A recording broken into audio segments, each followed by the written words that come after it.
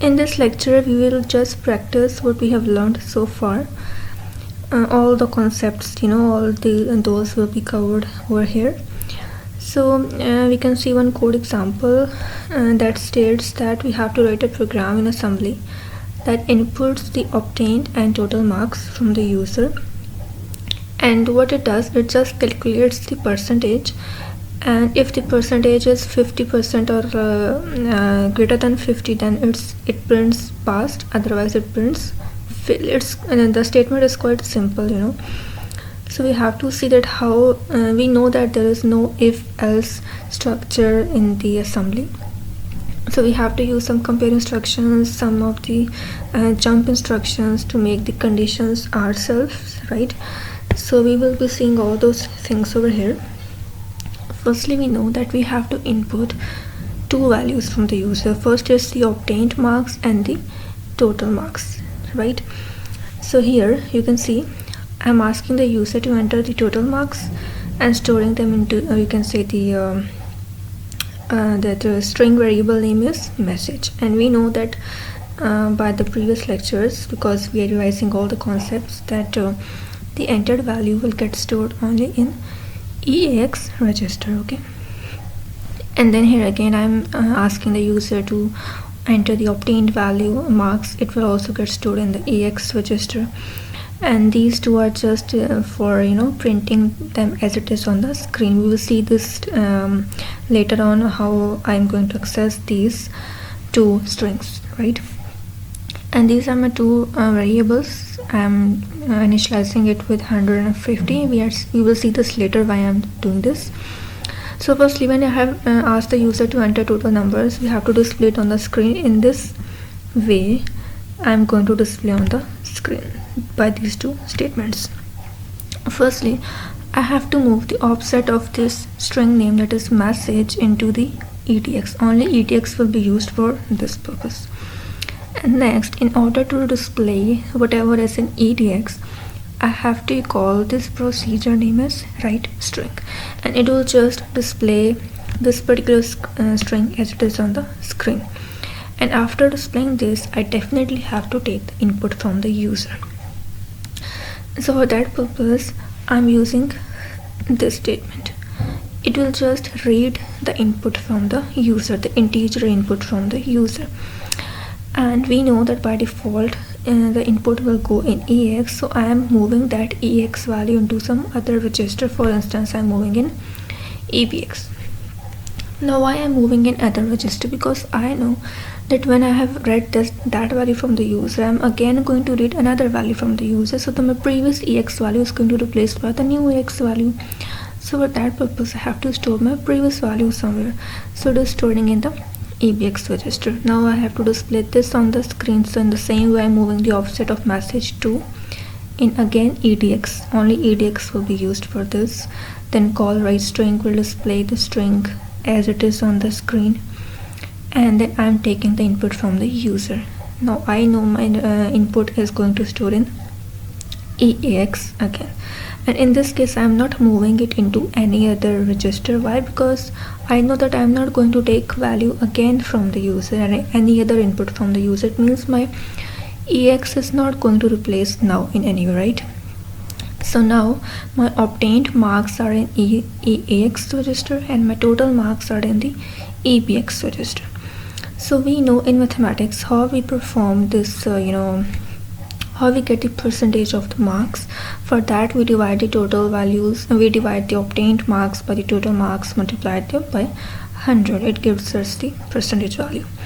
But in this case, in this problem, if I perform this formula, if I use this formula, that is my obtained, suppose my obtained marks are 50 and the total marks are 100. So firstly, I know that these parentheses have large, or you can say higher precedence. So in that case, when I divide 50 by 100, I get something like 0.5, right? So in that case, I know that my result is going to be in floating value or in decimals, but I know that I am taking the value from the user in integers. Both are in integers. So after dividing, my result will be stored only in the integer form, right? It will not store the decimal places or decimal values, like 0.5 is not going to be stored, only 0 is going to be stored in my register, right? So only this will result me in 0 every time whenever I divide two numbers that are entered by user. I'm going to get 0 all the time. So to avoid that problem, I have to use some other technique to perform this, you can say to evaluate this formula, right? So see here what I'm doing for that. I will first multiply this 100 with the obtained marks, right? Because when I multiply this 100 with the obtained marks, whatever the user will enter in obtained marks, then in any of the way I'm not going to get 0 or like that. Yeah, of course, if the user enters 0 marks, it's definitely going to be 0, but in other ways it's not going to be 0 anyway, right? So for that purpose, of course, the user has to enter the integer value, because I'm taking only integers, so user must have to enter the value in integers.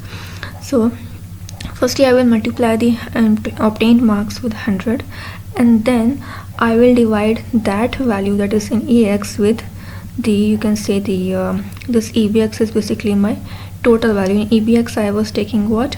I was taking the total marks, right, in EBX. So after multiplying these two numbers, I will then divide it by total. So in that case I'm not going to waste my, you can say, output, right? But if you directly perform this operation first and then this one, then you are not going to get the result. Okay, so I hope you have gotten this concept. And now coming toward the code, you can see here we know that first we have to clear our EDX all the time before using div instruction. I have discussed the div instruction in detail already, you must know this thing.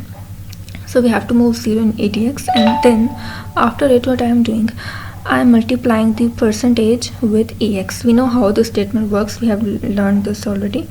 It just multiplies whatever is in EX with this operand, right? And the result also gets stored in the EX register like this. This is the, you can say, the real life mathematic example of this statement. Like here, what is my purse?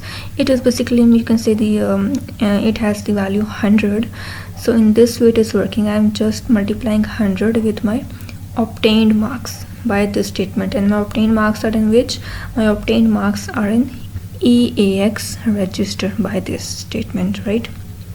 So after multiplying them, we know my result is storing in EX again, and I know that I have multiplied this obtained marks with 100, right?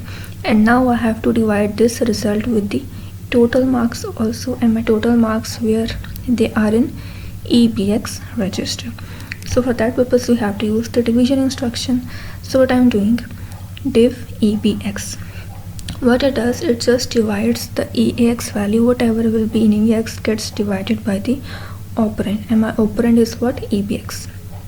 This instruction is working in this way that my EAX, that is the result of this, will get stored in EAX, and that EAX will be divided by EBX. And what is EBX? That is my total marks, right? So, and in return they just get stored in EX again, right? So the result of my this instruction is stored in EAX automatically, right? After it, we have so far we have just calculated the percentage value, right? It will give me whatever percentage is, right? I'm not told here, you can see from the statement that we are not told that we have to show the percentage. We have just calculated the percentage. What we are supposed to show is that we have to write you can say pass or fail only on the screen according to the percentage. So we are not displaying the percentage value on the screen anywhere in the code. Okay, after getting the percentage, what I'm doing, I am comparing the AL with percentage 2. Okay, so why is it AL? AL means, this is the lower part of my, you can say, AX register, only 8-bit and register. We have discussed this percentage 2 or perst2, its value is what? It's 50, right? So basically what I am doing here, I am just comparing my register value with percentage 2. Register means this is what I have just moved in EAX, or you can say the result has been stored in AL, because you know the number can be only of a byte, so this is taking just a byte to get stored. So I'm comparing that, you can say that percentage with 50. Why I'm comparing it with 50? Because we know that I have to perform some conditions. We are performing some if-else statements here by this by the exam. You can say that by the help of the conditional structures, right? So here I am making those conditional structures. For that we first have to compare two operands. I am comparing 50 with my result of the percentage, right?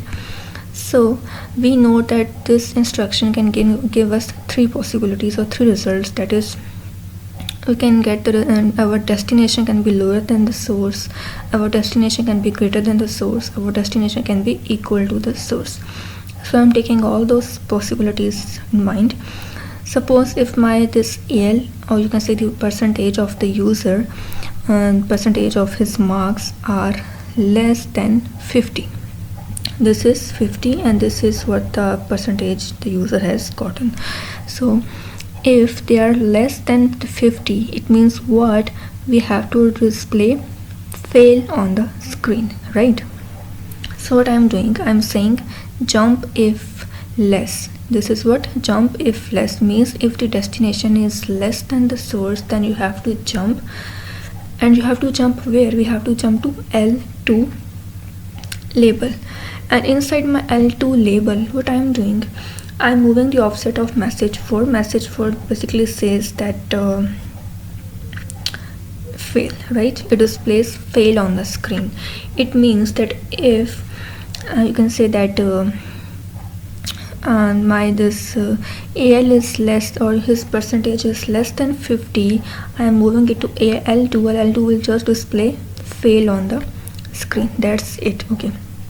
In the other case, if the destination is greater than my source, it means that if the user's percentage is greater than 50, then what I am doing, I am moving it to L1. Inside L1, I am moving the offset of message 3, which says pass, right? I'm then displaying pass on the screen, nothing else. Okay. And if both are equal, this is also, you can say, the possibility that the percentage value of the user and 50, they are like 50, right? He gets the percentage 50. So 50 is not fail, right? 50 is also pass. So in that case, I'm again jump if equal, I'm again moving it to L1. We know L1 is for, you can say, message 3, that is, it will print pass on the screen. So I'm moving its offset, and EDX calls CRLF just moves the text on the next line. By this statement, I'm displaying the text pass on the screen, then again moving the text on the next line and exit, like program will stop, right? So this is the whole idea behind it. I will also run this for you. So okay, total marks, suppose 100, I'm moving okay 50, so pass, right? On 50 we have to get pass, we have discussed it already. So I hope you have got it. It's not so complex. So that's it for today. Thank you.